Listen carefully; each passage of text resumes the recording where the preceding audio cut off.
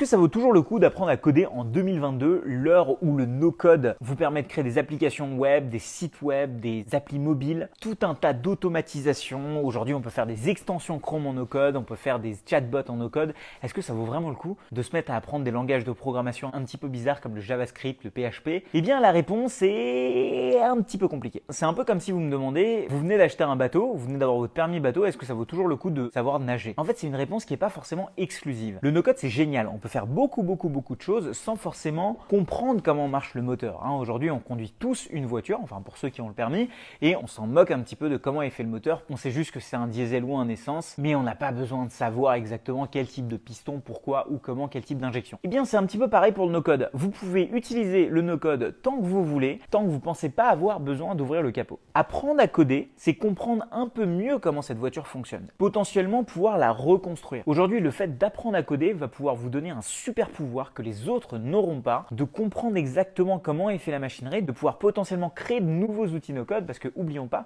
que ces outils no-code, ils existent tout simplement parce qu'il y a des codeurs. Et n'oublions pas aussi une autre chose, les meilleurs no-codeurs aujourd'hui sont ceux qui savent coder, parce qu'ils comprennent très bien comment est fait ce qu'il y a sous le capot.